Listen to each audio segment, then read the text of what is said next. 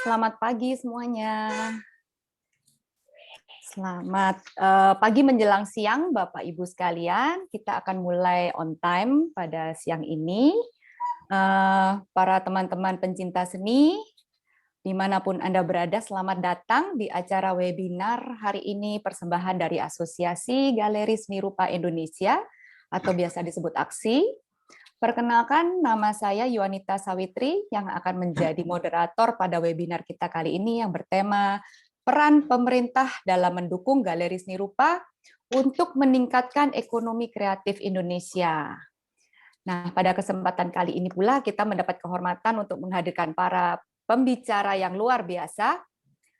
Mungkin saya bisa menyapa dan memperkenalkan para narasumber kita terlebih dahulu ya. Yang pertama kita kehadiran tamu istimewa kita, Bapak Sandiaga Uno selaku Menteri Pariwisata dan Ekonomi Kreatif. Selamat pagi Pak Sandi. Pagi, apa kabar? Selamat pagi. Mbak Yuanita? Apa kabar Pak Sandi? Sehat selalu ya? Iya. Sehat selalu. Terima kasih ya Pak waktunya bersedia hadir di webinar ini. Wah, terima kasih banget. Aku yang makasih udah diundang. Iya, wah keren tuh backdropnya Pak Sandi tuh. Iya, soalnya kalau ini aku lagi nganter anak sekolah soalnya.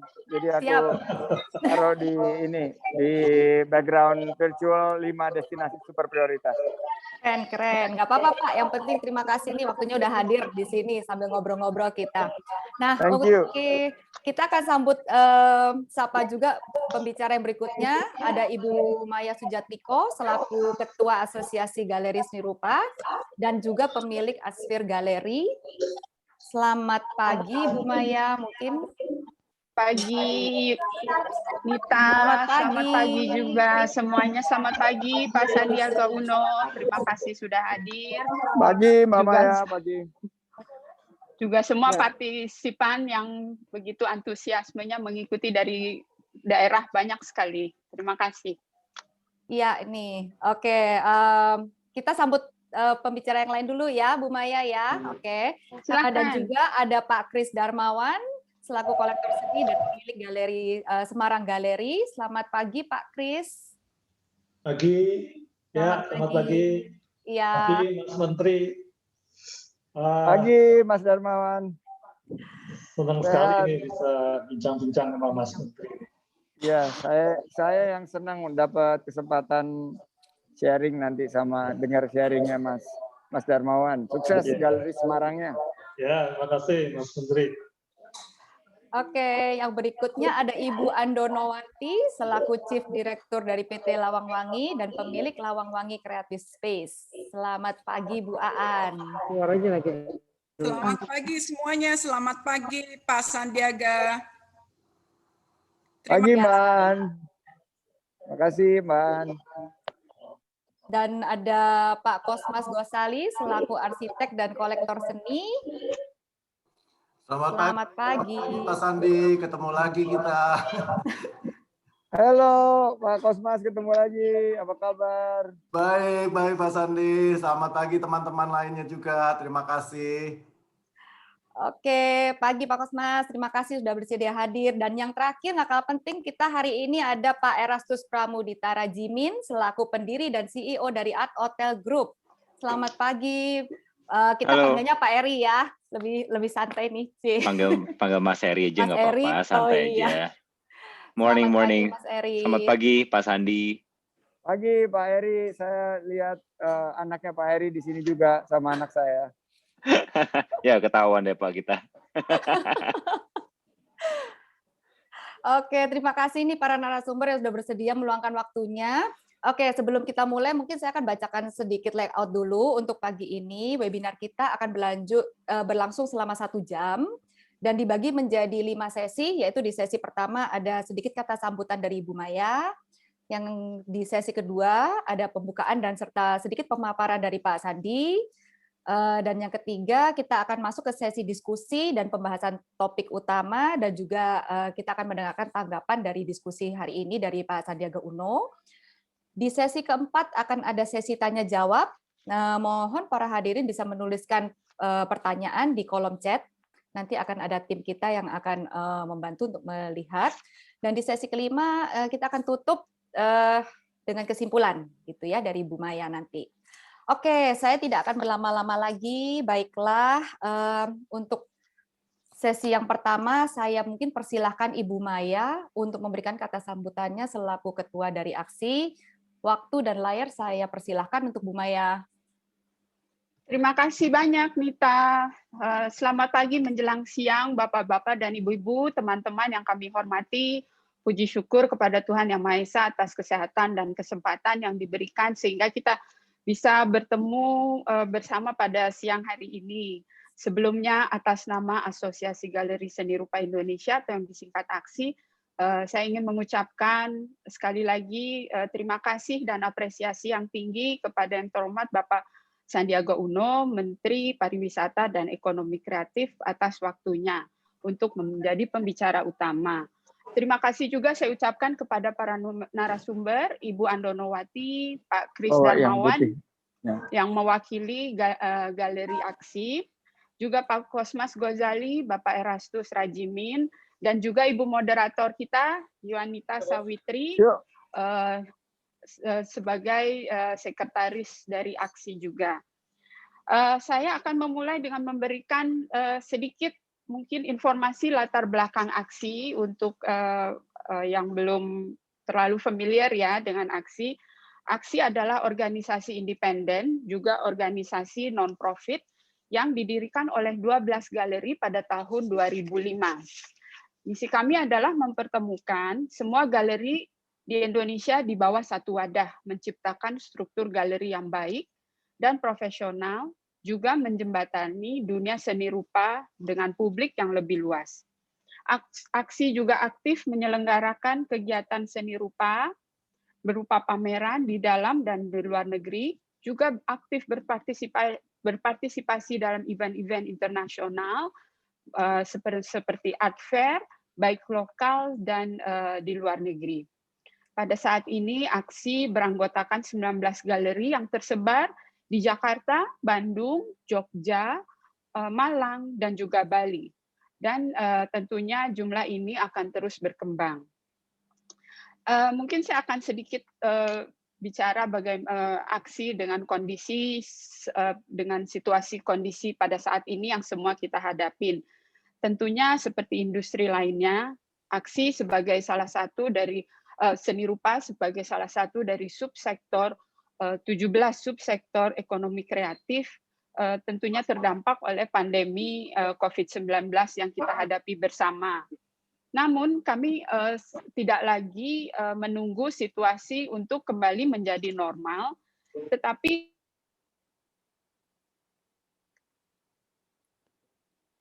maaf Pak ya, sorry sebentar agak ke unmute tadi, agak ke mute tadi, mungkin boleh di unmute ya. Oke. Ya, boleh dilanjutkan. Oke, terima kasih Nita. Seperti tadi saya bicarakan bahwa kita semuanya tentunya terdampak dengan COVID-19 ya, usaha kami. Namun kami tidak lagi menunggu situasi kembali normal atau pasti, tetapi ketidakpastian menjadi sesuatu yang normal. Nah, situasi seperti ini menuntut kami untuk menjadi lebih kreatif, mencari peluang-peluang baru melalui kolaborasi dan juga inovasi-inovasi dengan teknologi yang ada, di mana kita belum pernah mungkin sesuatu yang belum pernah kita kerjakan. Nah, semua ini bertujuan adalah untuk memastikan ekosistem seni rupa di Indonesia tetap berputar dan juga bergerak karena tentunya berhubungan dengan banyak pihak, baik dari galeri itu sendiri, seniman, kolektor, kurator, tentunya pencinta seni secara lebih luas. Oleh karena itu, salah satu tujuan dari kami mengadakan webinar ini adalah untuk menjajaki kerjasama apa yang kita bisa lakukan untuk sesuatu kerjasama, menghasilkan kerjasama yang efektif. Nah, oleh karena itu banyak sekali potensi-potensi yang bisa digali, terutama oleh pemerintah ya. Kami mohon dukungannya karena terus terang selama ini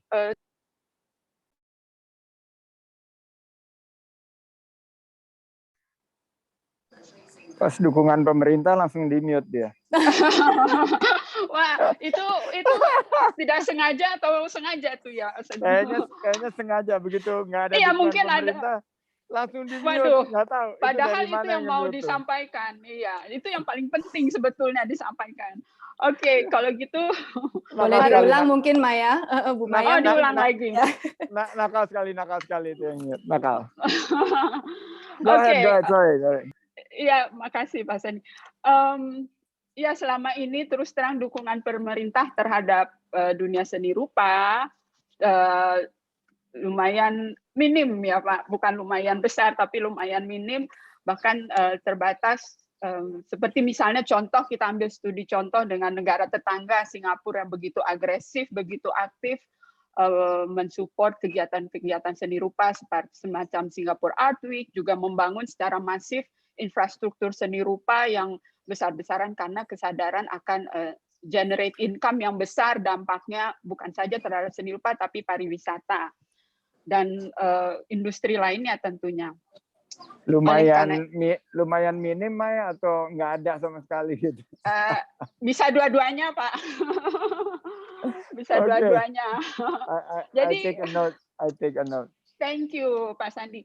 Jadi harapan kami adalah webinar ini bukan menjadi akhir pertemuan dan diskusi kita, tetapi menjadi awal dari rencana kerjasama kita yang konkret dan efektif. Kami dari Aksi siap membantu, mendukung, bahkan menjadi mitra pemerintah dalam merealisasikan kerjasama ini untuk meningkatkan ekonomi kreatif Indonesia. Akhir kata, semoga webinar ini dapat bermanfaat bagi semua peserta dan sekali lagi saya ucapkan terima kasih terutama para partisipan yang begitu antusias. Dari saya lihat banyak sekali dari berbagai daerah juga, terima kasih dan selamat menikmati webinar ini. Ya, thank you. Terima kasih Bu Maya. Ya. Maaf, tadi saya juga ingin menyampaikan bahwa di sini hadir juga pendamping Pak dari Kemenparekraf, yaitu Direktur Musik, Film, dan Animasi, Deputi 7, Bapak Muhammad Amin. Selamat pagi Pak, selamat bergabung di webinar hari ini. Dan juga pada siang ini, selamat pagi Pak Muhammad Amin sudah hadir, terima kasih Pak. Ya. Dan juga mungkin bisa kami informasikan bahwa Pak Sandi hari ini memiliki waktu hanya sampai jam 11.45. Jadi kita harap diskusi ini padat, jelas, dan singkat, dan mendapatkan poin-poin yang nanti bisa ditindaklanjuti, gitu-gitu ya. Kita akan masuk ke sesi berikutnya. Sesi berikutnya saya mungkin undang Bapak Menteri Pariwisata Ekonomi Kreatif, Pak Sandiaga Uno, untuk memberikan paparannya mengenai tema kita hari ini. Waktu dan tempat kami persilakan Pak Sandi. Baik, makasih. Bismillahirrahmanirrahim. Assalamualaikum warahmatullahi wabarakatuh. Salam sejahtera bagi kita semua. Shalom, Om Swastiastu, Namo Buddhaya. Salam kebajikan, salam sehat, salam hormat, salam Indonesia maju penuh semangat. Ini buat full disclosure, Mbak Maya ini masih related to me. Jadi some kind of an in-law. Jadi saya very appreciate Mbak Maya ngundang di acara webinar ini demi kita sama-sama bersama Aksi pemerintah lebih mendukung galeri seni rupa untuk meningkatkan ekonomi kreatif di Indonesia. Jadi thank you Maya udah ngundang, juga ada Pak Kris Darmawan juga, seorang kolektor seni dan pemilik Semarang Gallery. Makasih Pak Kris. Ya. Juga ada Mbak Nita, auctioneer dan direktur dari Puri Art Gallery. Terima kasih Pak Sandi. Ada Ibu Andonowati, direktur dan pemilik Lawang Wangi Creative Space. Thank you Bu. Terima kasih, Juga ada ini udah berapa kali kita sama-sama very good friend Mas Kosmas Ghazali. Terima kasih Pak Sandi. Kolektor seni dan arsitek. Dan ini Bro Eri dari Art Hotel. Kemarin ini kita juga ada webinar. Saya ingin perkenalkan Pak Amin ini adalah direktur yang menangani berbagai bidang yang ada di ekonomi kreatif. Subsektornya ada musik, film, animasi, dan juga seni rupa. Dan teman-teman dari daerah, seniman, para peserta yang telah hadir di acara ini. Saya buka dengan pantun dulu supaya kita semangat. Hari Lebaran pakai kemeja baru. Beli sepasang dengan celananya. Walaupun ini hari Sabtu, kita semua semangat diskusi seni rupa. Asik, yeay. Keren. Oke, kami di pemerintah ya memang mohon maaf belum bisa maksimal hadir, dan saya dan Pak Amin memang kita punya 17 subsektor yang harus kita pastikan untuk diberikan sentuhan dan pemberdayaan. Oleh karena itu peran pemerintah ini yang harus kita posisikan bagaimana untuk mendukung galeri seni rupa dalam meningkatkan ekonomi kreatif Indonesia yang sekarang sumbangsihnya udah 1.100 triliun rupiah. PDB nomor 3 kontribusinya di dunia setelah Amerika dan Korea. Jadi dari segi kontribusi ekonomi kreatif ke PDB kita terus meningkat. Dan pada satu saat kita akan melampaui Korea. Tapi karena 17 subsektor ini sangat jomplang, dari segi dominasinya lebih banyak kuliner, fashion, dan kriya, akhirnya seni rupa dan juga apa yang teman-teman kolektor seni dan pemilik galeri ini, kehadiran pemerintah belum terasa secara optimal.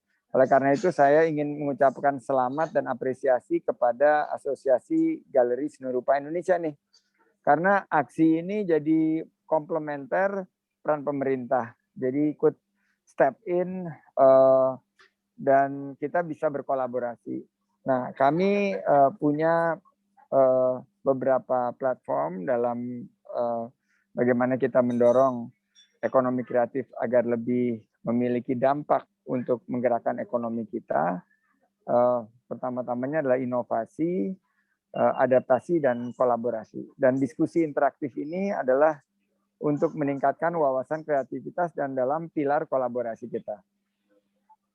Seni rupa ini sangat erat kaitannya dengan rasa dan selera. Saya sekitar 7 tahun duduk di Board Asia Society, di mana kita menyelenggarakan banyak sekali kegiatan-kegiatan di belahan dunia lain. Dan memang kalau kita lihat misalnya dengan apa yang tadi Mbak Maya sampaikan di Singapura, terus di Hong Kong itu ada beberapa festival yang luar biasa ya, kelasnya kelas dunia, juga di negara-negara lain. Rasanya kita punya semangat bahwa seni rupa ini adalah sesuatu yang menjadi pilar dari pertumbuhan ekonomi kreatif, karena ada pengolahan ide, ada cipta rasa, ada juga hal-hal yang Indonesia banget gitu loh. Kita ini kan negeri yang sangat kaya dengan seni dan budaya.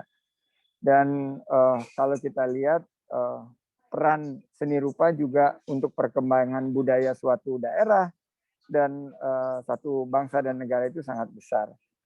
Nah, saya ingin memberikan beberapa catatan bahwa di saat-saat pandemi dan COVID-19 ini sudah lebih dari 1 tahun, seni rupa dapat dimanfaatkan untuk mendorong inisiatif agar masyarakat bisa berkontribusi melalui adaptasi. Ini salah satu pilar yang juga kita lagi dorong dengan pendekatan digitalisasi. Meskipun relatif tidak sesignifikan subsektor lainnya, seni rupa di Indonesia ini kontribusinya sudah lebih dari 2 triliun rupiah. Kontribusi terhadap PDB. Dan sudah terdata 17.000 unit usaha yang bergerak di bidang seni rupa. Jadi mulai dari penyelenggara event, seni, pihak-pihak seperti institusi budaya, ini sangat mendukung adanya ekosistem dari seni rupa. Saya juga mencatat di beberapa program Kemenparekraf sebelum saya, karena saya ini baru tugas Mbak Maya sekitar 4 bulan, dan teman-teman, tapi ini bukan artinya escaping from the blame ya, enggak. I think it's all our collective consideration sama concern sama-sama. Tapi di Kemenparekraf ini sudah ada beberapa program yang tereksekusi dan ada juga yang sudah direncanakan buat tahun ini dan tahun depan. Pertama, ini yang saya lihat dengan bersama Pak Amin kemarin di Labuan Bajo ada program Aksilarasi. Ini program penciptaan karya seni rupa di destinasi-destinasi super prioritas. Jadi ada di Borobudur, ada di Likupang, sama Pakit kemarin main di Likupang, terus di Danau Toba, di Labuan Bajo, dan juga di Mandalika. Ini mungkin dalam skala yang jauh lebih kecil. Nah, pameran dari rumah sebagai bagian dari kreatif dari rumah, karena kita mengurangi aktivitas di luar rumah ini juga sudah kita lakukan. Dan rencananya kita akan kembangkan dengan pemanfaatan digital. Selanjutnya skema insentif di bidang seni rupa nih untuk membantu teknis produksi. Nanti detailnya Pak Amin bisa sampaikan. Dan kalau kita lihat pelatihan-pelatihan, webinar dan bimbingan teknis pada subsektor seni rupa itu akan terus kita lakukan. Dan ada kedua deputi, satu deputinya Pak Amin, yaitu deputi di bidang ekonomi digital dan industri kreatif, tapi juga ada di deputi di bidang sumber daya dan kelembagaan. Nah ini sudah ada beberapa kegiatan yang kita lakukan untuk mendorong adaptasi kebiasaan baru ini dan pola distribusi digital. Ada juga program Satu Pintu. Satu Pintu ini upaya bottom up approach agar beberapa kegiatan yang pernah didukung itu bisa lebih bersinergi. Jadi ada yang kita dukung seperti di pemasaran. Ini ada pameran online digital, folklore, cultural.id, galeri virtual, Good School Ecosystem, Art Moment, Jogja Biennale, dan Indonesia Contemporary Art and Design, ICAD. Terus yang di tempatnya Pak Amin ada Art Jog, ada pameran mini karya Billy Mohdor Art Community, dan juga Glora Art and Tambo. Terus ada juga Indonesia Women Artist yang akan rencananya kita lakukan di 2022. Intinya kita siap berkolaborasi. Jadi dengan aksi, kalau selama ini dirasakan kita kurang partisipasinya, makanya hari ini menjadi awal yang baik untuk kita bergandengan tangan bersama-sama, karena saya yakin there is always possibility kalau kita sama-sama mencurahkan our best effort untuk menghadapi dinamisme yang terjadi, tapi justru menangkap peluang yang ada. Dan seni rupa ini bisa jadi tolak ukur yang menjanjikan untuk masa depan, karena saya juga anak saya yang nomor 2 ini ada di bidang ini, di bidang seni rupa juga, dan saya melihat kebetulan dia tinggal di New York, banyak sekali peluang-peluang dengan asupan teknologi, dan ini menjadi profesi dan pekerjaan yang jika digeluti dan fokus akan memiliki nilai tambah yang luar biasa dan tidak boleh dipandang sebelah mata. Saya yakin pagi ini atau menjelang siang ini kita semua semangat, dan khusus di akhir bulan suci Ramadan ini kita harus lebih meningkatkan upaya kita untuk berkolaborasi, dan saya juga sangat apresiasi kepatuhan kita terhadap protokol kesehatan. Akhir kata saya mau tutup lagi dengan pantun. Ke minimarket untuk beli es krim. Nggak disangka ketemu Isyana. Dengan mengucapkan Bismillahirrahmanirrahim, Acara webinar ini resmi saya buka. Main ke Bogor, lihat bunga rafflesia. Sebelum pulang tak lupa membeli cindera mata. Aksi selalu berperan serta untuk Indonesia dengan melestarikan ekonomi kreatif kita. Bangkit dan pulih, aksi ekonomi Indonesia jaya, dan selamat mengikuti webinar. Saya pantau insya Allah, dan mari kita kembangkan bersama-sama subsektor seni rupa dari sisi ekonomi kreatif kita. Terima kasih. Wabillahi taufik walhidayah. Wassalamualaikum warahmatullahi wabarakatuh. Om Santi Santi Santi Om. Waalaikumsalam warahmatullahi wabarakatuh. Terima kasih Pak Sandi atas pemaparannya, luar biasa sekali. Baiklah, tanpa berlama-lama lagi, mungkin kita akan dengarkan diskusi dari para narasumber terlebih dahulu mengenai tema kita pada hari ini. Yang pertama, kita akan membahas mengenai program galeri dalam menunjang pariwisata seni rupa di suatu daerah. Oleh karena itu, saya ingin memperkenalkan Ibu Aan, Ibu Andonowati selaku pemilik dari Lawang Mangi Creative Space. Ini Bu Aan sudah siap. Oke, Bu Aan, mungkin bisa diceritakan sedikit dalam menghadapi pandemi yang sekarang ini masih berlangsung. Kegiatan apa saja yang galeri dapat lakukan yang bisa mendukung ekonomi kreatif dan bagaimana dampaknya terhadap pariwisata di suatu daerah? Terima kasih Mbak Nita. Selamat pagi menjelang siang. Semuanya, topik yang saya akan bicarakan di sini berkaitan dengan pariwisata seni, tapi saya tambahkan di sini juga berkaitan dengan pariwisata seni dan desain yang mungkin saya pikir hubungannya sangat erat, dan program galeri untuk di masa pandemi ini untuk mendukung the art and design tourism. Nah, kalau kita lihat bahwa pandemi ini menyebabkan mobilitas fisik sangat-sangat berkurang, kalau juga kita lihat bahwa kota-kota dengan bisnis pariwisata yang bisa sustain, bisa masih hidup adalah mereka yang memiliki program destinasi untuk turis lokal. Bali misalnya, Ancur Lebur nih. Nah, lokalitas menjadi parameter untuk pariwisata di masa pandemi ini. Dari sisi galeri, kendala mobilitas ini mungkin memang perlu dibarengi dengan inovasi dan strategi yang lain. Misalnya yang sudah dilakukan aksi menggunakan platform digital dan membangun jejaring secara digital. Misalnya kalau di aksi itu dengan Kunstmatrik, viewing room, dan bahkan kita perlu melakukan venture ke arah NFT. Nah, saya yakin bahwa sebenarnya kita juga bisa membangun sendiri platform digital yang sudah dilakukan oleh berbagai institusi di Singapura misalnya, dan juga art crypto token yang customized untuk kebutuhan galeri dan seniman di Indonesia yang sangat memungkinkan bahkan untuk mendukung pariwisata seni secara digital.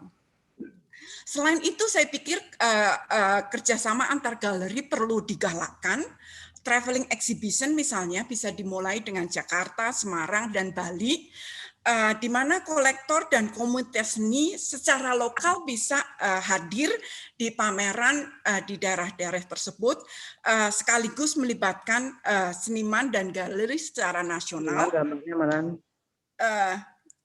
Dan juga memberikan peluang bisnis pariwisata lokal, tetapi melibatkan pelaku secara nasional. Saya pikir pandemi ini juga punya sisi yang bagus nih, karena dengan ketiadaan international travel dan international art event secara fisik, mungkin bisa menjadi jeda untuk aksi melakukan persiapan nih untuk menuju pasca pandemi. Saya kira kolektor Indonesia dan juga international art design and enthusiast bisa melihat Indonesia sebagai design art and design hub Singapura nih. Dulu kolektor kita itu beli karya seni Indonesia di Singapura atau Hong Kong. Tetapi mungkin udah saatnya nih kita beralih menarik kolektor kita membeli karya seni di Indonesia sendiri, jangan di Hong Kong, jangan di Singapura gitu. Nah, udah saatnya nih. Nah, tetapi saya yakin bahwa itu bisa kalau saja infrastruktur baik hard maupun soft bisa dibenahi. Salah satu infrastruktur yang soft itu mungkin bahkan berkaitan dengan taxation, tax rebate, tax deduction, itu yang dilakukan oleh Hong Kong untuk menarik para kolektor untuk membeli karya seni di Hong Kong. Termasuk kolektor Indonesia. Nah, saya juga usulkan nih, dan mudah-mudahan didukung oleh Kemenkraf, bahwa kita perlu membuat Art and Design Week di Indonesia. Salah satunya mungkin 2 kali setahun nih.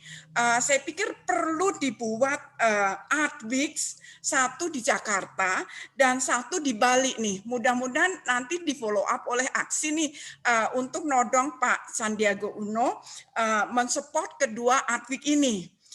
Dan juga mungkin satu desain week di Bandung ini ada Pak Kosmas yang arsitektur, saya pikir akan mendukung tentang desain week di Bandung yang akhirnya bermuara ke creating design label atau design brand. Saya pikir itu penting sekali. Lawangwangi sendiri didukung oleh IFI dan Kedutaan Prancis sedang mendesain kolaboratif label untuk desain. Nah, Art and Design Week yang dikoordinasi oleh event organizer yang mumpuni pasti akan berimbas kepada art and design tourism yang sudah terjadi di Singapura, di Taiwan, di Hong Kong. Kita bisa tangkap lagi nih sedemikian rupa kita bisa punya impact art tourism yang mumpuni. Nah, saya juga ada hal lain yang ingin saya coba untuk todongkan ke Pak Sandiaga Uno nih untuk aksi. Bahwa infrastruktur seni dan desain bisa direpresentasikan di ibu kota baru. Kalau memungkinkan bahwa aksi diberi peran untuk turut serta membangun Art and Design Hall atau Art and Design Venue, di mana setiap tahun ada kegiatan rutin yang memberi roh atau spirit yang bisa diisi oleh anggota aksi untuk juga membangun Art and Design Tourism di ibu kota baru. Nah, bisa dilibatkan seperti itu. Nah, yang terakhir nih, Indonesia ini sangat ketinggalan dalam hal museum secara general. Seringkali museum di Indonesia hanya memajang artefak, benda mati, tanpa aktivitas untuk mengedukasi publik, yang sangat penting sebenarnya untuk ketahanan budaya, sejarah, seni, desain. Edukasi ini juga secara tidak langsung membangun dan membesarkan pasar yang lebih sustainable. Nah, mungkin kita bisa mulai dulu juga ditodongkan untuk disupport oleh Kemenkraf untuk menyusun National Art Council yang melibatkan stakeholder seni termasuk anggota aksi untuk merancang dan menginisiasi Indonesian Contemporary Art Museum. Nah, ini penting sekali, kita nggak punya sama sekali. Masa negara segede ini dengan seniman sebanyak ini nggak punya Contemporary Art Museum? Sangat-sangat menyedihkan. Museum pasti punya impact terhadap tourism. Saya pikir sekian presentasi saya. Mudah-mudahan berlanjut sesudah webinar ini. Terima kasih Bu Aan idenya dengan adanya Art Week dan desain, infrastruktur seni dan museum. Mungkin akan kita bisa tindak lanjuti nanti. Oke, untuk beralih ke topik selanjutnya, kita akan undang pembicara kita berikutnya, yaitu Pak Kris Darmawan. Pak Kris Darmawan sebagai pemilik dari Semarang Gallery dan sudah tidak asing lagi di antara kita. Nah, Pak Kris, kali ini Yang kita mau tanyakan adalah bagaimana galeri mempertahankan kualitas kegiatan seni rupa di masa pandemi, yang sekaligus bisa meningkatkan ekonomi kreatif di suatu daerah. Dan juga mungkin bagaimana prospek ke depannya untuk usaha galeri seni rupa ini sendiri dalam perkembangan ekonomi kreatif di Indonesia. Kami persilakan Pak Kris. Ya. Terima kasih atas waktunya. Selamat siang Mas Menteri Kemenparekraf dan teman-teman pembicara semua, juga peserta webinar yang ikut pada siang hari ini. Terima kasih atas waktu yang diberikan kepada saya. Sebenarnya sangat menarik membicarakan seni rupa Indonesia yang berhubungan dengan ekonomi kreatif. Kenapa menarik? Sebab potensi yang kita punya dalam seni rupa Indonesia itu sebenarnya sangat-sangat besar, dan potensi ini sebetulnya masih belum termanfaatkan secara maksimal. Saya ingin memberikan perbandingan dengan ekonomi kreatif yang tercakup dalam seni rupa pada dunia sebelah kita di negara-negara regional, khususnya di Asia.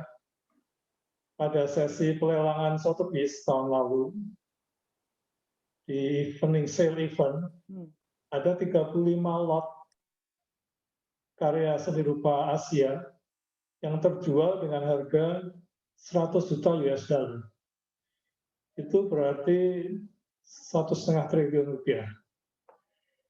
Seniman-seniman Asia itu masih didominasi oleh seniman Cina, seperti Zhou Wuqi, Zhu Tejun, San Yu, Wu Guangxung, kemudian seniman Jepang Yayoi Kusama, Nara, kemudian seniman Vietnam, Le Faux, Mai Trung Tu, Wu Kodam, seniman Filipina seperti Fernando Amorsolo, Fernando Sobel, Anita Maxeseho, kemudian seniman Singapura, Chen Wenxi, Chong Suping, George Chan, dan terselip beberapa seniman-seniman Indonesia sebenarnya yang sudah bisa mengikuti level Asia seperti Avandi Sujoyono, Indra Gunawan, kemudian seniman muda Aichu Christine, yang porsinya di antara 100 juta US dollar itu paling 1%. Terus pertanyaannya adalah, kenapa dunia seni rupa di negara-negara regional Asia ini sudah sedemikian maju? Jawabannya adalah bahwa mereka sudah mempunyai infrastruktur yang lebih tertata. Kemudian apakah infrastruktur seni rupa itu? Infrastruktur seni rupa adalah terdiri dari tentu saja seniman, kemudian kolektor, kemudian di tengah-tengahnya itu ada galeri, balai lawang, dealer, pasar, kemudian dikontrol oleh kurator, kritik seni, media massa, dan last but not least adalah peran pemerintah dalam membangun museum. Sama seperti idenya Andonowati, sebetulnya museum ini sangat penting untuk didirikan. Kalau kita lihat di Indonesia, sekarang ini sudah demikian banyak ribuan seniman setiap tahun muncul. Kemudian ada banyak sekali potensial kolektor yang siap untuk mengapresiasi, tapi acuannya belum ada. Mereka masih gamang, masih cari-cari bagaimana mencari standar seniman siapakah yang pantas dibeli, kemudian kelas kualitas seperti apa yang akan dikoleksi. Itu adalah fungsi semua dari museum. Museum berfungsi sebagai alat untuk mengedukasi kolektor, sehingga kolektor mengetahui seniman siapa yang pantas dikoleksi, kemudian kualitas apa yang harusnya menjadi standar untuk pengkoleksian.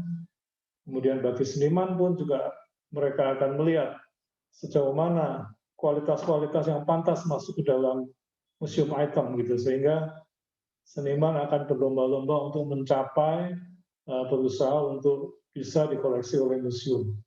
Nah, inilah yang menjadi persoalan sehingga dunia seni rupa sampai sekarang ini di Indonesia itu sepertinya masih hampir dikatakan tuna acuan. Selalu tergantung oleh hanya market yang terombang-ambing karena market itu selalu kadang-kadang sekelompok orang bisa membeli dengan harga tinggi. Setelah itu kelompok itu sudah merasa cukup mengkoleksi sehingga berhenti, sehingga harga terlanjur naik, kemudian stuck, kemudian mau menurunkan, seniman juga merasa keberatan, sehingga kasihan seniman, karena berganti-ganti selalu seperti itu. Jadi menurut saya pemerintah harus segera menginisiasi membuat atau membangun sebuah museum. Museum bisa dibangun di kantong-kantong seni rupa seperti di Jakarta, di Bandung, di Jogja, di Semarang, di Bali, dan tidak perlu menggunakan bangunan-bangunan baru karena misalnya di Jakarta ada kota tua gitu, ada bangunan-bangunan yang bisa direnovasi, dikonservasi menjadi museum. Di Semarang misalnya di Kota Lama itu di kompleks di galeri saya, itu ada aset pemerintah Kota Semarang yang sampai saat ini masih belum digunakan, itu bisa dikerjasamakan menjadi museum. Jadi museum ini akan menjadi satu tonggak langkah kebudayaan yang berhubungan dengan peradaban satu bangsa.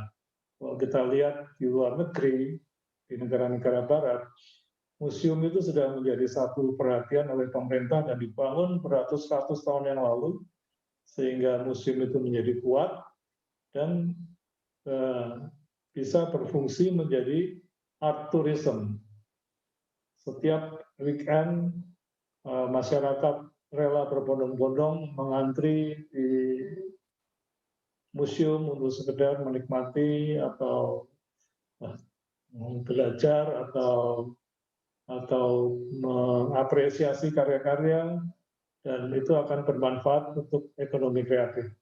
Jadi kami dari ASI yang setelah berpuluh-puluh tahun bergelut dalam bidang seni rupa sangat terbuka dan ingin berpartisipasi dalam menginisiasi pembangunan museum ini, dan ada banyak tenaga-tenaga yang kita perlukan, misalnya sarjana-sarjana yang lulusan luar negeri yang mengambil jurusan art history, art theory yang seharusnya bisa kerja di dalam negeri dalam bidang pemuseuman, juga kurator, gitu. Tapi karena tidak ada lapangan pekerjaan, mereka terpaksa bekerja di luar negeri. Dan ini satu potensi yang kita bisa ambil, kita jadikan satu aset untuk bersama-sama bagaimana kita membuat satu board untuk menyusun bagaimana kita menginisiasi membangun sebuah museum. Dan saya percaya dengan adanya museum ini, dunia seni rupa di Indonesia khususnya galeri, seniman, dan kolektor itu akan lebih mempunyai acuan yang jelas, sehingga kita tidak akan kalah dengan negara-negara tetangga. Dan ini menjadi harapan yang sudah sangat lama sebetulnya kita impikan, dan mungkin saat Mas Sandi menjadi Kemenparekraf ini saatnya Mas Sandi mencatat sejarah untuk bisa membangun museum yang investasinya adalah ratusan tahun ke depan dan diselingi dengan dana-dana yang digunakan sebagai art event, art fair gitu, yang sekali dana dikeluarkan itu akan hilang. Tapi kalau investasi di sebuah museum, ratusan tahun tidak akan hilang dan investasi itu akan menjadi semakin kuat, semakin menjadikan negara kita mempunyai satu kebudayaan yang maju dan peradaban yang lebih maju gitu.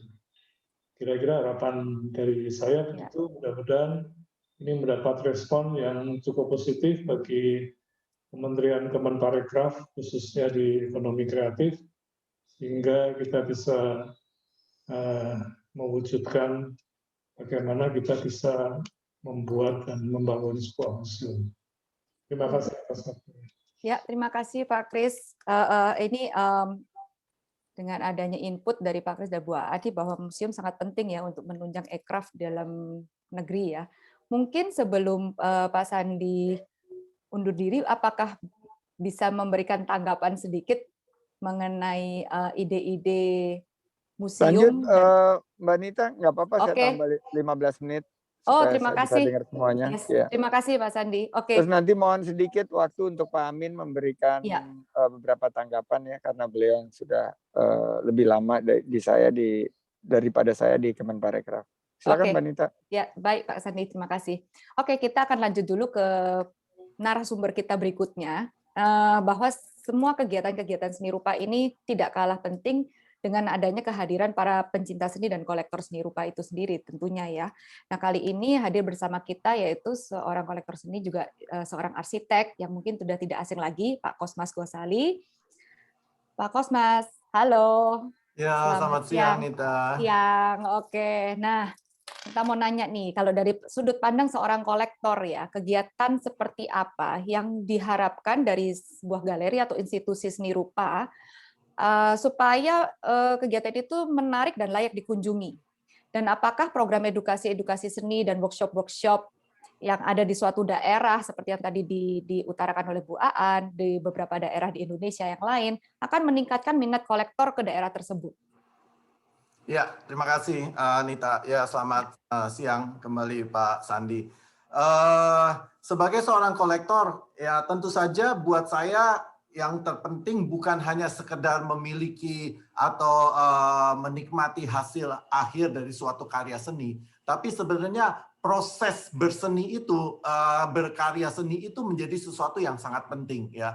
Jadi saya suka sekali melihat bagaimana seorang seniman itu berproses. Karena buat saya itu adalah latar belakang daripada suatu karya akhir, ya kan? Karena karya akhir itu apa istilahnya sesuatu hanya peringatan yang terakhir, tapi sebenarnya itu merupakan kumpulan dari segala macam proses. Nah, jadi proses itu buat saya menjadi sangat penting. Nah, kembali lagi untuk itu saya mau kembali nih, saya mau nodong aja nih ke Pak Sandi.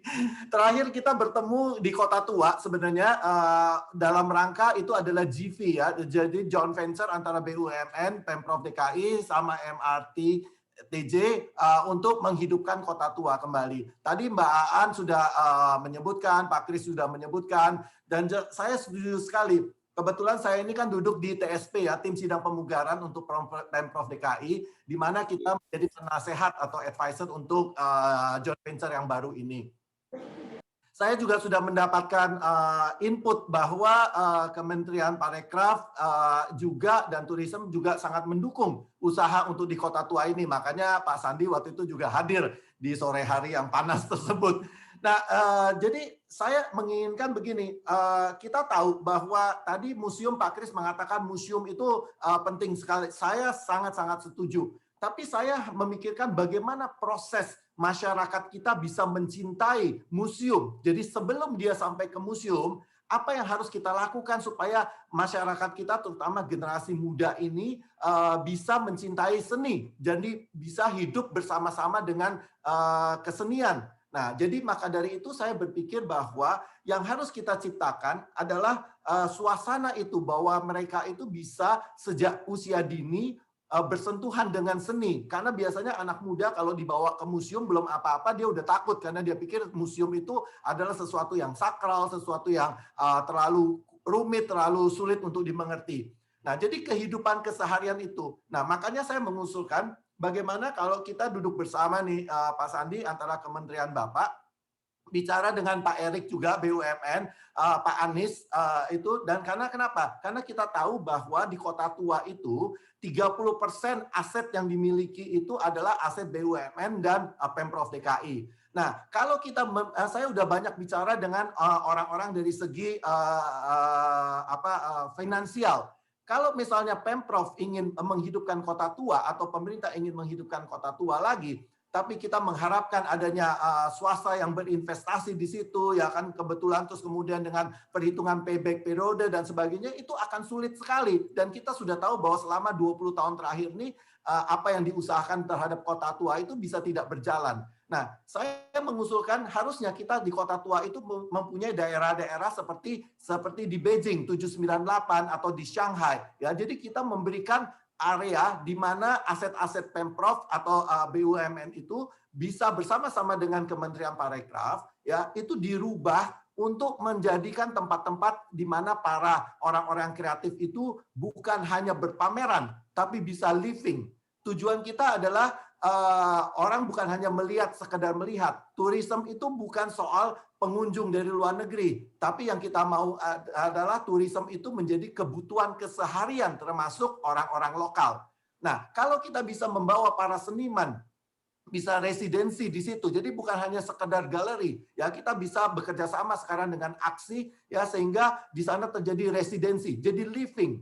Nah, bagaimana orang kita bisa membawa kehidupan ke kota tua kalau pemerintah tidak berinisiatif di awalnya? Karena kan pasti biaya restorasi itu mahal, terus belum ada rentingnya dan sebagainya. Daripada uang pemerintah itu dipakai untuk berpameran ke tempat-tempat lain, tapi bagaimana uang itu jika dipakai untuk menstarting, ya, restorasi bangunan-bangunan tersebut supaya bisa diberikan para seniman, para orang-orang kreatif itu bisa berusaha di situ. Katakan misalnya 2 tahun pertama, ya, sehingga tidak ada renting atau rentingnya sangat rendah, ya, terus biaya maintenance itu bisa misalnya dengan bagi hasil, ya kan, kalau terjadi seniman bisa menjual karyanya dan sebagainya, sekian persen itu akan dikembalikan untuk maintenance buildingnya dan sebagainya. Nah, itu bisa dilakukan.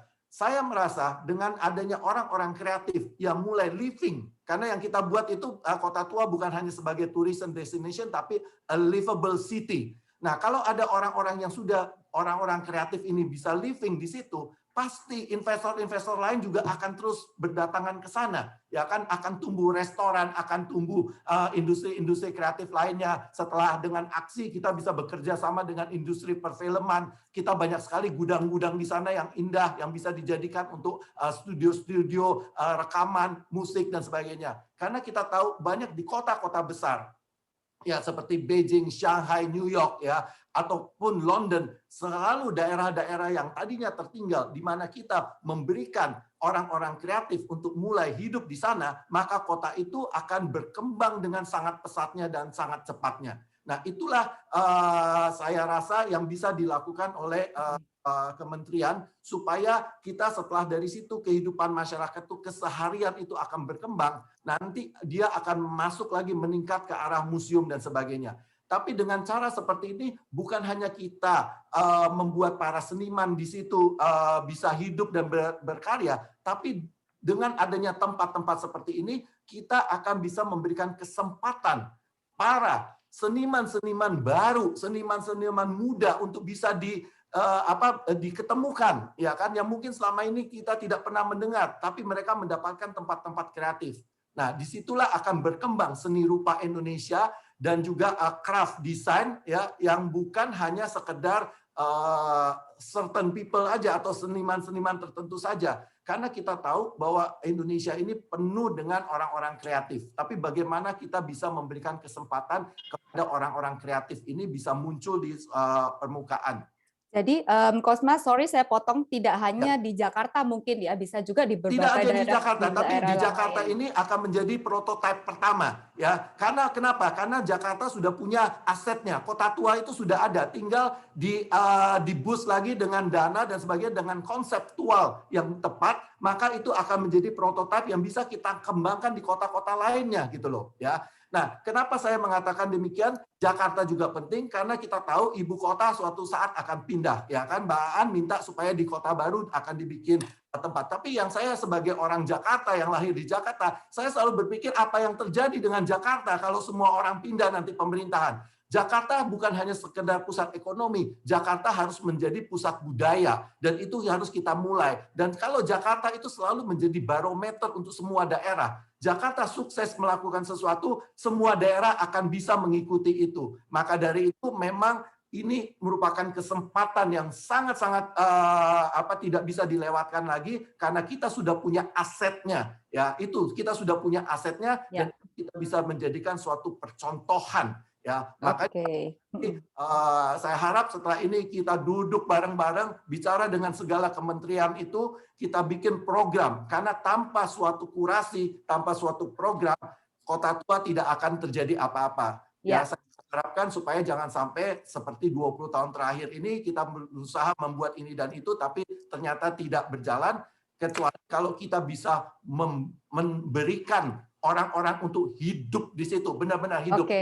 Seniman ini adalah orang-orang kreatif. Dia bisa merubah pedestrian, dia bisa merubah gedung-gedung yang kelihatannya setengah hancur menjadi sangat menarik, dan mereka akan hidup di situ. Jadi kota destination, tourism destination bukan hanya untuk jangka waktu atau jam-jam tertentu, tapi harus 24 jam untuk hidup. Dan itu menjadi menarik, terutama buat generasi muda, dan setelah itu mereka terbiasa dan mereka akan bergeser masuk ke museum-museum yang tadi Pak Kris juga sampaikan dan Mbak Aan juga sampaikan, dan akhirnya budaya kita yang begitu kuatnya itu akan kita apresiasi oleh diri kita sendiri. Kalau bukan kita yang mengapresiasi budaya kita, siapa lagi? Dan ini bukan hanya sekedar seniman, tapi semua orang-orang kreatif akan mempunyai kesempatan. Ya, kita nggak boleh. Terima kasih Pak Kosmas, sorry saya putus dulu. Waktunya karena sudah terbatas untuk ini. Itu saja. Jadi saya sorry, maaf saya nodong Pak Sandi langsung aja karena saya pikir ini program yang menarik dan jangan sampai dana yang dimiliki oleh pemerintah itu jadi salah. Terima kasih. Thank you Pak Kosmas. Ya, karena keterbatasan waktu, maaf saya potong terlebih dahulu, tapi poin-poinnya sudah dapat ditangkap dengan jelas. Untuk pembicara kita yang terakhir, karena banyak berkecimpung di dunia pariwisata dan khususnya perhotelan yang sudah melakukan konsep-konsep seni rupa, mungkin kita bisa dengarkan sedikit dari beliau, Mas Eri, selaku founder dan CEO dari Art Hotel Group. Selamat siang Mas Eri, mungkin saya panggil dulu Mas Eri. Selamat siang. Terima kasih sudah hadir di acara hari ini. Yang ingin saya tanyakan ya Mas Eri, karena kan di Art Hotel kita udah nggak asing lagi bahwa Art Hotel selalu mengusung tema dan konsep seni rupa di dalamnya ya, dan juga bahwa Art Hotel ini kan sudah banyak tersebar di seluruh Indonesia. Nah, bagaimana atau apakah Art Hotel ini dapat meningkatkan minat masyarakat luas terhadap seni rupa itu sendiri, dan bagaimana dampaknya terhadap pariwisata di suatu daerah? Dan apakah memungkinkan untuk institusi-institusi seperti perhotelan untuk bekerja sama dengan misalnya galeri seni rupa seperti Aksi, sehingga dapat mendukung pariwisata di suatu daerah itu tersebut? Oke, thank you waktunya, thank you Pak Sandi. Saya ada 20 list todongan buat Pak Sandi, tapi kelihatannya waktu sudah cukup habis diambil sama Pak Kosmas semua. Jadi saya kelihatannya nggak nodong deh hari ini. Saya cerita-cerita aja santai sebentar. Jadi sebenarnya memang konsep dari kita kan bukan bergerak full di bidang seni, tapi kita adalah akselerator dari industri seni. Jadi memang dari awal pada saat kita memulai Art Hotel, saya dan kakak saya, Christine, itu memang tujuannya adalah untuk mempromot dan mengedukasi masyarakat mengenai seniman-seniman lokal Indonesia. Pada saat awal kita mulai dengan seniman, dan sekarang kita sudah mengarah ke arah kreatif konten, di mana itu bisa musisi, bisa dances, bisa fotografi, bisa macam-macam. Karena memang Indonesia sangat kaya, seperti tadi yang teman-teman bilang. Nah, dari situ kita adalah memberikan impact, social impact di dalam bentuk hotel. Karena tadi yang bilang bahwa orang takut ke galeri, takut ke museum, mungkin merasa tidak nyaman dan lain-lain. Disitulah kita menggabungkan art dan hotel sebenarnya. Nah, dari situ kita melihat juga bahwa dengan adanya millennial traveler, ya, traveler menjadi sebuah lifestyle, dan di situ orang juga mulai cari gitu tempat di mana mereka bisa mendapatkan sebuah experience yang berbeda. Kalau misalnya tinggal di hotel biasa, lagi traveling, ya biasa-biasa aja gitu ya. Dan disitulah kita menggabungkan gimana kita bisa mempromot seniman-seniman lokal, konten-konten lokal, dan baik dari sisi galeri, baik dari sisi kolaborator atau art and craft, ya, musisi, kuliner, segala macam, ke masyarakat luas. Itu. Disitulah Art Hotel ini adalah mungkin bisa dianggap sebagai kayak distribusi segmentasi gitu kasarannya. Dan ini saya ada cerita menarik pada saat kita mulai Art Hotel Sanur. Sanur itu terkenal tempat orang pensiun, kita semua tahu lah ya, zaman dulu gitu. Padahal Sanur dulu kala itu sangat maju. Pada saat kita pertama kali masuk ke Sanur, Sanur itu demografiknya yang tinggal selalu di atas 55 tahun ke atas, selalu. Pada saat kita masuk 6 tahun yang lalu, demografi kita sangat banyak yang umurnya 30-an gitu di lokasi Sanur. Kita akhirnya melakukan research, kenapa orang umur 30-an mau ke Sanur, nggak ke Seminyak, ke Canggu, ke Uluwatu, dan lain-lain yang banyak tempat main. Apparently the feedback was, oh yeah, I just want to try the hotel gitu. I want to try the art in the hotel. So that actually become a magnet itself gitu. Seperti kata Pak Kosmas tadi, satu daerah pun kalau misalnya bisa diinfuse dengan kreatif spirit, baik dengan skill yang kecil seperti satu hotel atau skill yang besar dengan meng-rebrand kota tua, itu akan besar impact-nya gitu. Jadi mungkin ujung-ujungnya saya nggak ada todongan ke Pak Sandi, saya nggak berani nodong ya. Saya cuma nitip aja Pak Sandi. Ampun bro, ampun. Kan udah ditunggu sama Mas Saladin, jadi saya cuma nitip aja. Art Hotel siap mendukung Kemenparekraf, Pak. Jadi kita sebagai grup hotel chain yang ada tersebar di beberapa kota besar di Indonesia, kita siap bantu baik dari sisi Kemenparekraf atau dari sisi seniman, dari sisi seniman dan dari sisi galeri-galeri lokal untuk berkolaborasi. Tempat kita selalu terbuka, menjaga kesehatan protokol udah pasti, dan baik dari sisi hybrid online event kita juga udah berani, tentunya dengan menjaga semua CHSE standar protokol. Jadi itu aja dari saya. Terima kasih banyak Mas Eri, keren banget. Ini berarti sudah mendapat support dari Mas Eri untuk art hotelnya. Anytime. Yes, oke. Semua pembicara sudah memberikan semua masukannya, pemaparannya. Nah, mungkin kita akan minta Pak Sandi atau Pak Amin yang mungkin bisa memberikan tanggapan atau respon. Kalau atau boleh komentar-komentar. sih diberi kesempatan tanya jawab. Ini kasihan partisipan sampai 142, dia dengar-dengar aja, mungkin Keren ini, dipilih Pak. beberapa orang untuk bisa. Ini saya udah telat banget ke acara lain, tapi ini karena penting saya tambah lagi another 15 minutes. Please go ahead. Oke, terima kasih banyak Pak Sandi. Oke, untuk para teman-teman yang mungkin ingin mengajukan pertanyaan, bisa langsung di kolom chat. Kalau nggak pertanyaan, pernyataan juga boleh. Seperti tadi kayak Maya kasih pernyataan, boleh juga. Silakan. Ya. Ini banyak teman-teman yang sudah menulis di kolom chat bahwa seperti konsep perkembangan seni rupa harus dibarengi dengan pendidikan, apresiasi seni rupa di pendidikan Indonesia. Nah, ini mungkin bagus juga, Pak. Jadi sambil dimasukkan ke dalam sistem pendidikan bahwa untuk mengapresiasi seni rupa itu sendiri ya. Yang lain juga banyak yang berkomentar untuk mendirikan banyak museum seni rupa di beberapa daerah, salah satunya di Sumatera Utara. Dan juga ada beberapa banyak komentar dari Bali. Ada komen dari Tere, salah seorang seniman kita di Jogja. Menarik juga ada museum seni rupa kontemporer atau museum lainnya yang sudah ada dengan program Art Week pada beberapa daerah.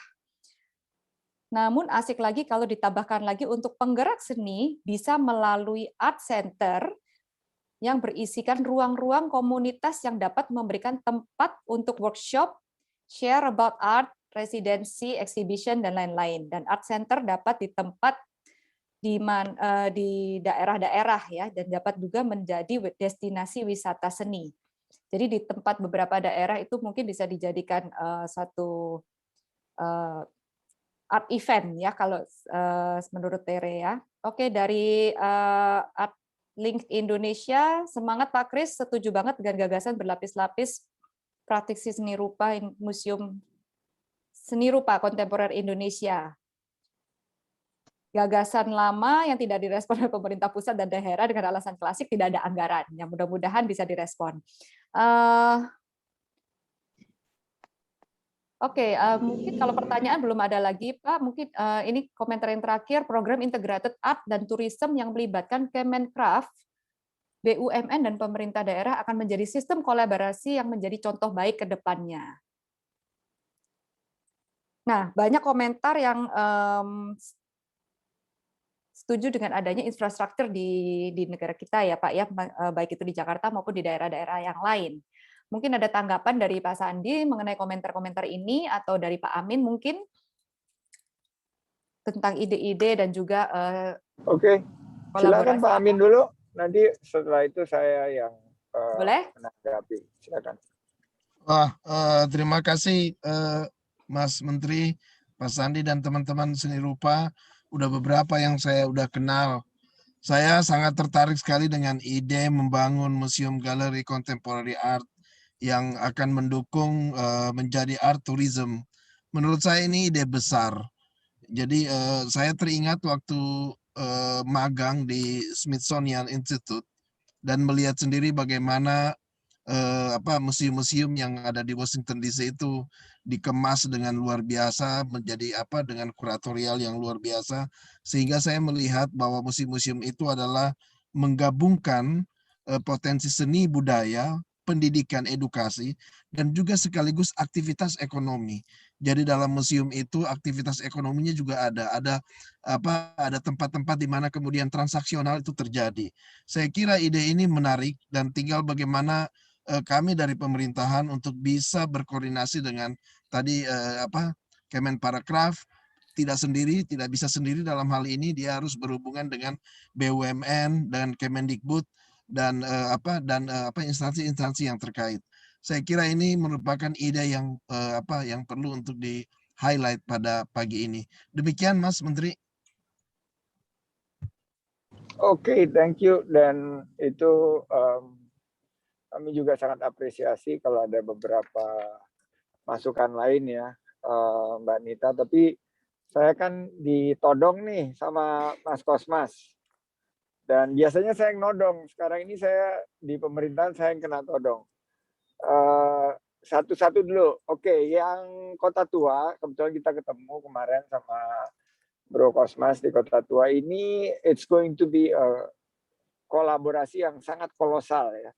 Melibatkan pemerintah Provinsi DKI, kebetulan saya pernah tugas di situ, terus juga ada kami, Kemenparekraf dari segi kebijakannya, terus ada Mas Erik dari BUMN karena ada 40% gedung-gedung di Kota Tua itu milik BUMN dan juga ada sedikit milik Pemprov DKI.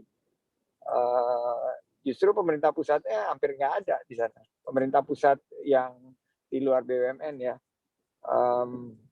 Dan saya akan membuat working group bersama dengan JV yang sudah dibentuk. Jadi saya akan mengajak aksi untuk ikut di working group karena di working group ini akan nanti ditentukan penggunaan space tersebut.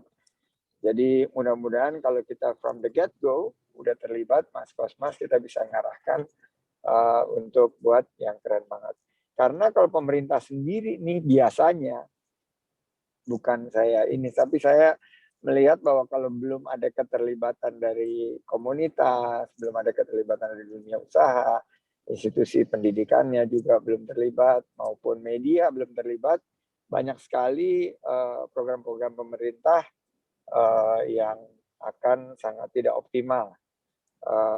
Dan kita sudah lihat sendiri, pemerintah itu nggak terlalu ahli dalam kalau disuruh buat sesuatu yang sesuai dengan harapan daripada masyarakat seni rupa terutama. Itu yang pertama. Jadi nanti Mas Kosmas untuk yang Kota Tua itu kita akan buat working group di mana saya harap juga ada perwakilan dari aksi untuk ikut menavigasi dari rencana pembangunan yang akan memakan waktu beberapa tahun ke depan, hasil besutan JV dari Jakarta Experience Board, JXB, dan juga dari teman-teman BUMN dan MRT interkoneksi. Terima kasih Pak Sandi. Yes, MIT. Nah, yang kedua, tapi ini lebih konkret, Bro. Ini lebih konkret. Ya. Karena kita ada 2 creative hub. Jadi kita akan bangun nih creative hub di mana-mana. Terakhir di Semarang creative hub itu tempatnya Pak Kris.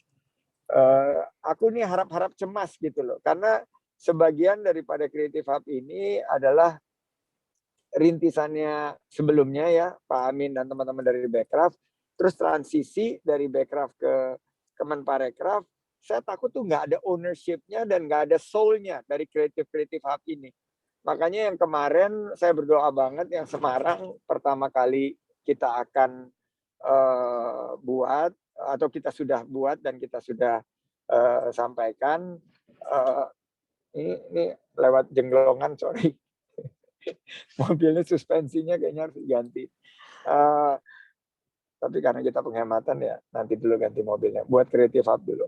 Jadi kita harus mampu merangkul teman-teman. Jadi sebagai konkretnya, kita ini akan membangun 2. Pertama di Danau Toba.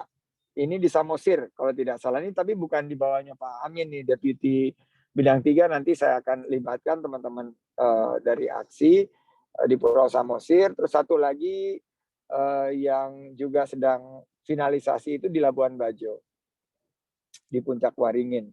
Nah, mungkin sebagai pilot project dulu sebelum kita bicara yang gede banget di Kota Tua ini, you guys could get some kind of involvement untuk sedikit membantu proses kita. Sehingga Creative Hub yang kita hadiri itu punya soul, punya involvement dari community, the art community, the community yang betul-betul menjiwai dan passionate about it. Itu number 1. Saya nggak mau kejadian ada beberapa Creative Hub, saya nggak usah sebut kotanya ya, yang kita buat, yang salah satu yang pernah saya tugas di situ, kita bikin Jakarta Creative Hub waktu itu. Akhirnya begitu ganti kepala daerah, begitu ganti pengelolanya, begitu ganti kepala dinasnya, nggak ada keberlanjutannya nggak ada. Padahal udah keren banget, and we spend a lot of money, and the vision of the government was good, tapi nggak ada involvement dari art community-nya. Jadi itu satu. Kalau dilihat kan misalnya yang tadi ceritanya Bro Eri ya, itu kan keren banget gitu. Bisa ngegabungin art and tourism and amenities, accommodations. Itu dapat tuh 3-tiganya tuh. Dia dapat dari segi preservation of arts and conservation of arts, dan juga showcasing of the arts, dapat nilai tambahnya, dapat orang datang ke sana untuk melihat arts, dan dapat juga accommodations yang sangat layak gitu di art hotel. Jadi something like that. Karena kalau dilihat, mungkin pemerintah nggak punya budget yang banyak, yang besar, tapi pemerintah punya aset. Yang kedua, pemerintah punya regulasi. Let's get together. Bring in juga filantropi yang sebetulnya pengen get involved, tapi mereka constrained. They love arts, tapi juga dia malas dia sama pemerintah karena pemerintah suka ganti-ganti kebijakan gitu. Nah, tapi kalau kita kunci seperti bring in the BUMN, BUMD kayak di Kota Tua, ide kita waktu itu ada some sort of institutional discipline atau institutional legacy-nya. Jadi ini akan mau ganti pemerintahnya beberapa kali juga akan tetap ada gitu.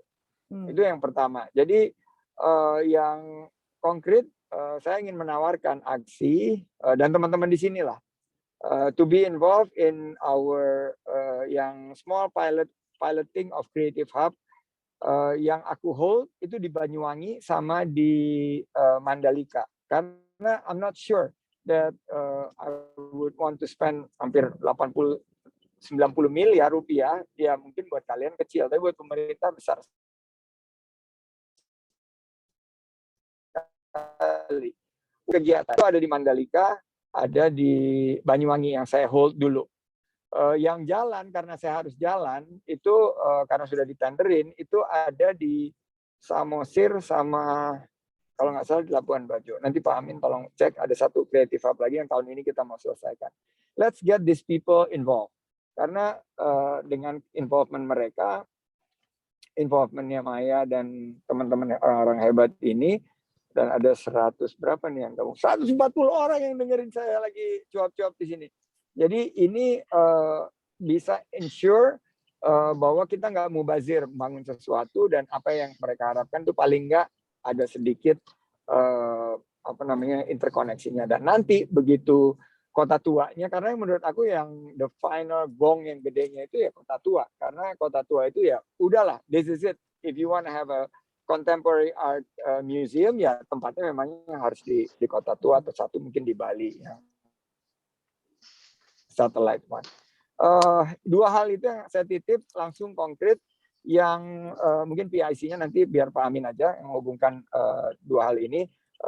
Saya harapkan bisa dapat tanggapan juga secara gercep, gerak cepat, geber, gerak bersama, dan gaspol. Garap semua potensi di bidang seni rupa sebagai salah satu subsektor yang punya potensi luar biasa.